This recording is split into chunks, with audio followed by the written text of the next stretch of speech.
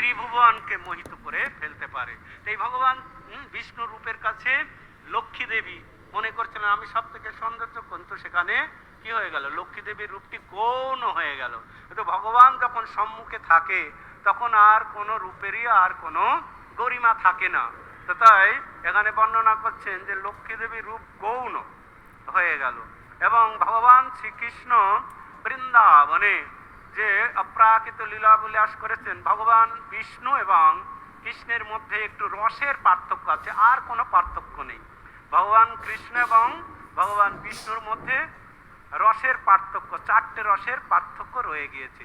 তো ভগবান শ্রীকৃষ্ণ বৃন্দাবনে বহু লীলা করছেন, এমন এমন সমস্ত চমৎকার লীলা যেটা বৈকুণ্ঠে নাই।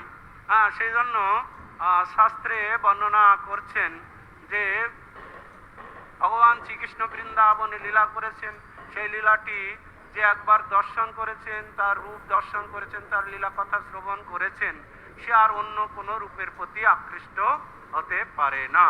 এবং বৃন্দাবনে ভগবানের সম্পর্কটা সম্পূর্ণ আপন, কিন্তু ভগবান বিষ্ণুর সঙ্গে অত আপন হওয়া যায় না। যেমন বৃন্দাবনে মা যশোদা সখারা কত সুন্দরভাবে একদম আপন ভাবে মিশতে পারছে ভগবান শ্রীকৃষ্ণের সঙ্গে। মোর পুত্র, মোর সখা, মোর প্রাণপতি, এইভাবে যেই মোরে করে শুদ্ধ ভক্তি, মাতা মোরে পুত্র ভাবে করেন বন্ধন, অতিহীন জ্ঞানে করে লালন পালন, সখা শুদ্ধ সক্ষেস করে কন্দারোহণ, তুমি কোন বড় লোক তুমি আমি সম, প্রিয়া যদি মান করি করয়ে ভৎসন, বেদ স্তুতি হইতে হরে মোর মন, বৈকুণ্ঠে আদ্যে নাহি যে যে লীলার প্রচার। বৈকুণ্ঠে যে লীলা নেই শেষে লীলা করিব যাতে মোর চমৎকার, মো বিষয়ে গোপীগণের উপপতি ভাবে যোগ মায়া করিবে আপন প্রভাবে, আমিও না জানি তাহা না জানে গোপীগণ, দুহার রূপগণে দুহার নিত্য হরে মন। তো বৃন্দাবনে যে লীলা, এখানে ভগবান শ্রীকৃষ্ণ একদম সম্পূর্ণ আপন, সেখানে নিজেরা ভুলে যায় যে আমাদের কি ভগবানের সঙ্গে যে বড় ছোট এই কথা ভুলে যায়। তো এখানে ভক্তি বিনোদ ঠাকুর একটি ভজনেও সে কথা বর্ণনা করছেন। পূর্ব ইতিহাস ভুলিলু সকল, সেবা সুখ পেয়ে মনে, আমি তো তোমার তুমি তো আমার কি কাজ অপরধনে। তো এখানে কত সুন্দর বর্ণনা করেছে পূর্ব ইতিহাস, পূর্বের ইতিহাস সব ভুলে যায় যখন ভক্ত ভগবানের সেবায় যুক্ত হয়। এই দেখুন আমরা এখানে কত ভক্ত আছি, আমরা কয়েক বছর আগে কি ছিলাম, কয়েক বছর আগে গাঁজাখোর, মদখোর, খুনি, মার্ডারার কত রকম ছিলাম, তাই নয় কি?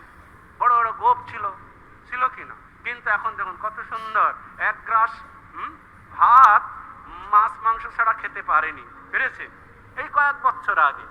তো এখন দেখুন সেটা সম্পূর্ণ কি হলো, ভুলে গেলেন। পূর্ব ইতিহাস ভুলিনু সকল, সেবা সুখ পেয়ে মনে। তো ভগবানের সেবা সুখ পেয়ে ওই সমস্ত এখন ভুলে গেছে। আগে কোথায় মাছ মাংস বা গন্ধ শুকে চলে যেত, কিন্তু এখন গন্ধ শুকলেই কি নাক ধরতে হচ্ছে। কেন? এই যে ভগবানের সেবা পেয়ে পূর্বের ইতিহাস, আমি যখন শয়তান ছিলাম, নাস্তিক ছিলাম, বদমাশ ছিলাম, সেগুলো সব আমরা ভুলে গেলাম। এখন ভগবানের সঙ্গে সম্পর্কটা কেমন হয়ে গিয়েছে, আমি তো তোমার তুমি তো আমার কি কাজ অপরধনে। এখন ভগবানের সঙ্গে কোনটা ভালো, আমি তোমার না তুমি আমার, কোনটা ভালো?